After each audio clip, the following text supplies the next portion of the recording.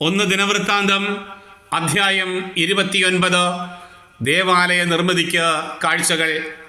ദാവീദ് രാജാവ് സമൂഹത്തോട് പറഞ്ഞു, ദൈവം തിരഞ്ഞെടുത്തിരിക്കുന്ന എൻ്റെ മകൻ സോളമൻ ചെറുപ്പമാണ്, അനുഭവ സമ്പത്ത് ഇല്ലാത്തവനുമാണ്, ഭാരിച്ച ജോലിയാണ് ചെയ്യാനുള്ളത്. ആലയം മനുഷ്യനു വേണ്ടിയല്ല, ദൈവമായ കർത്താവിന് വേണ്ടിയാണ്. അതിനാൽ ദേവാലയത്തിനു വേണ്ട സാമഗ്രികൾ എൻ്റെ കഴിവിനൊത്ത് ഞാൻ ശേഖരിച്ച് വച്ചിട്ടുണ്ട്. സ്വർണം, വെള്ളി, പിച്ചള, ഇരുമ്പ്, തടി എന്നിവയ്ക്ക് പുറമെ ഗോമേതകം, അഞ്ജനക്കല്ല്, പതിക്കാൻ വിവിധ വർണ്ണത്തിലുള്ള കല്ലുകൾ, എല്ലാത്തരം അമൂല്യരത്നങ്ങൾ, വെണ്ണക്കല്ല് എന്നിങ്ങനെ ആവശ്യമായതെല്ലാം ഞാൻ ശേഖരിച്ചിട്ടുണ്ട്. കൂടാതെ എൻ്റെ ദൈവത്തിൻ്റെ ആലയത്തോടുള്ള താല്പര്യ നിമിത്തം എൻ്റെ സ്വന്തം ഭണ്ഡാരത്തിൽ നിന്ന് പൊന്നും വെള്ളിയും ദേവാലയത്തിനായി ഞാൻ കൊടുത്തിരിക്കുന്നു. ഓഫീറിൽ നിന്ന് കൊണ്ടുവന്ന 3000 താലന്ത് സ്വർണവും 7000 താലന്ത് തനി വെള്ളിയും ദേവാലയത്തിൻ്റെ ഭിത്തികൾ പൊതിയുന്നതിനും ചിത്രവേലകൾക്കും സ്വർണം, വെള്ളി ഉരുപ്പടികൾക്കും വേണ്ടി കൊടുത്തിരിക്കുന്നു. കർത്താവിന് കൈ തുറന്ന് കാഴ്ച സമർപ്പിക്കാൻ ഇനിയും ആരുണ്ട്? ഉടനെ കുടുംബത്തലവന്മാരും ഗോത്രനായകന്മാരും സഹസ്രാധിപന്മാരും ശതാധിപന്മാരും രാജസേവകന്മാരും സ്വാഭിഷ്ട കാഴ്ചകൾ നൽകി.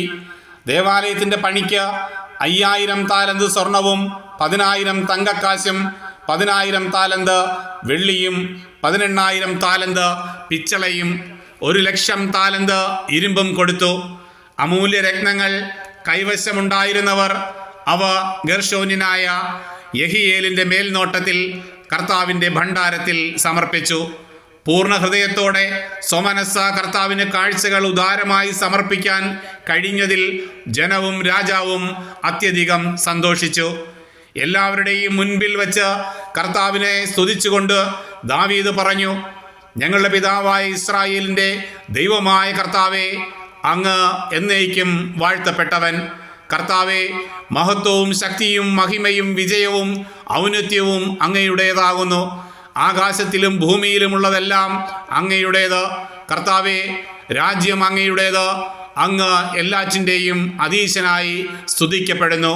സമ്പത്തും ബഹുമാനവും അങ്ങാണ് നൽകുന്നത്. അങ്ങ് സമസ്തവും ഭരിക്കുന്നു. അധികാരവും ശക്തിയും അങ്ങേക്ക് അധീനമായിരിക്കുന്നു. എല്ലാവരെയും ശക്തരും ഉന്നതന്മാരും ആക്കുന്നത് അങ്ങാണ്. ഞങ്ങളുടെ ദൈവമേ, അങ്ങേക്ക് ഞങ്ങൾ നന്ദി പറയുകയും അങ്ങയുടെ മഹത്വമുള്ള നാമത്തെ സ്തുതിക്കുകയും ചെയ്യുന്നു. അങ്ങേക്ക് സന്മനസ്സോടെ ഇങ്ങനെ കാഴ്ചകൾ അർപ്പിക്കുന്നതിന് ഞാനും എൻ്റെ ജനവും ആരാണ്? സമസ്തവും അങ്ങിൽ നിന്ന് വരുന്നു. അങ്ങയുടേതിൽ നിന്നാണ് ഞങ്ങൾ നൽകിയതും. അവിടുത്തെ മുൻപിൽ ഞങ്ങൾ ഞങ്ങളുടെ പിതാക്കന്മാരെ പോലെ പരദേശികളും തൽക്കാലവാസക്കാരുമാണ്. ഭൂമിയിൽ ഞങ്ങളുടെ ദിനങ്ങൾ നിഴൽ പോലെയാണ്, എല്ലാം അസ്ഥിരമാകുന്നു. ഞങ്ങളുടെ ദൈവമായ കർത്താവേ, അവിടുത്തെ പരിശുദ്ധ നാമത്തിന് ആലയം പണിയാൻ ഞങ്ങൾ സമൃദ്ധമായി സംഭരിച്ചതെല്ലാം അവിടുത്തെ കരങ്ങളിൽ നിന്നാണ്. സകലവും അങ്ങയുടേതാണ്. എൻ്റെ ദൈവമേ, അങ്ങ് ഹൃദയം പരിശോധിക്കുന്നവനും അതിൻ്റെ ആർജവത്തിൽ പ്രസാദിക്കുന്നവനും ആണെന്ന് ഞാൻ അറിയുന്നു. പരമാർത്ഥതയോടും സന്തോഷത്തോടും കൂടെ ഇവയെല്ലാം ഞാൻ സമർപ്പിച്ചിരിക്കുന്നു. ഇവിടെ സന്നിഹിതരായ ജനവും തങ്ങളുടെ കാഴ്ചകൾ സന്തോഷപൂർവ്വം സമർപ്പിക്കുന്നത് ഞാൻ കണ്ടു. ഞങ്ങളുടെ പിതാക്കന്മാരായ അബ്രഹാത്തിൻ്റെയും ഇസഹാക്കിൻ്റെയും ഇസ്രായേലിൻ്റെയും ദൈവമായ കർത്താവേ, ഇത്തരം വിചാരങ്ങൾ നിന്റെ ജനത്തിൻ്റെ ഹൃദയങ്ങളിൽ എന്നും ഉണ്ടായിരിക്കാനും അവരുടെ ഹൃദയങ്ങൾ അങ്ങിലേക്ക് തിരിയാനും ഇടയാക്കണമേ. എൻ്റെ മകൻ സോളമന് അവിടുത്തെ കൽപ്പനകളും നിയമങ്ങളും ചട്ടങ്ങളും പൂർണ്ണ ഹൃദയത്തോടെ പാലിക്കാനും അവിടുത്തെ ആലയം ഞാൻ അതിന് സജ്ജീകരണങ്ങൾ ചെയ്തിട്ടുണ്ട് നിർമ്മിക്കാനും കൃപ നൽകണമേ.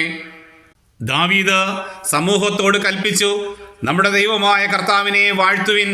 ഉടനെ ജനം തങ്ങളുടെ പിതാക്കന്മാരുടെ ദൈവമായ കർത്താവിനെ സ്തുതിക്കുകയും കുമ്പിട്ട് ആരാധിക്കുകയും രാജാവിനോട് ആദരം പ്രകടിപ്പിക്കുകയും ചെയ്തു.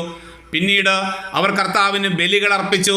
പിറ്റേ ദിവസം കർത്താവിന് ദഹനബലിയായി 1000 കാളകളെയും 1000 മുട്ടാടുകളെയും 1000 ചെമ്മരിയാടുകളെയും പാനീയ നൈവേദ്യത്തോടു കൂടെ എല്ലാ ഇസ്രായേലർക്കും വേണ്ടി കാഴ്ചവെച്ചു. അവർ അന്ന് കർത്താവിൻ്റെ സന്നിധിയിൽ മഹാസന്തോഷത്തോടെ ഭക്ഷിക്കുകയും പാനം ചെയ്യുകയും ചെയ്തു. ദാവീദിൻ്റെ പുത്രനായ സോളമനെ രാജാവായി അവർ വീണ്ടും അഭിഷേകം ചെയ്തു, സാദോക്കിനെ പുരോഹിതനായും. അങ്ങനെ സോളമൻ പിതാവായ ദാവീദിനു പകരം കർത്താവിൻ്റെ സിംഹാസനത്തിൽ ഉപവിഷ്ടനായി. അവൻ ഐശ്വര്യം പ്രാപിച്ചു, ഇസ്രായേൽ മുഴുവനും അവനെ അനുസരിക്കുകയും ചെയ്തു. എല്ലാ നായകന്മാരും പ്രബലന്മാരും ദാവീദ് രാജാവിൻ്റെ മക്കളും സോളമൻ രാജാവിന് വിധേയത്വം വാഗ്ദാനം ചെയ്തു. കർത്താവ് സോളമനെ ഇസ്രായേലിൻ്റെ മുൻപിൽ ഏറ്റവും കീർത്തിമാനാക്കി. മുൻഗാമികൾക്കില്ലാത്ത പ്രതാപം അവന് നൽകി. അങ്ങനെ ജസ്സയുടെ മകനായ ദാവീദ് ഇസ്രായേൽ മുഴുവൻ്റെയും രാജാവായി വാണു. അവൻ ഇസ്രായേലിനെ 40 കൊല്ലം ഭരിച്ചു.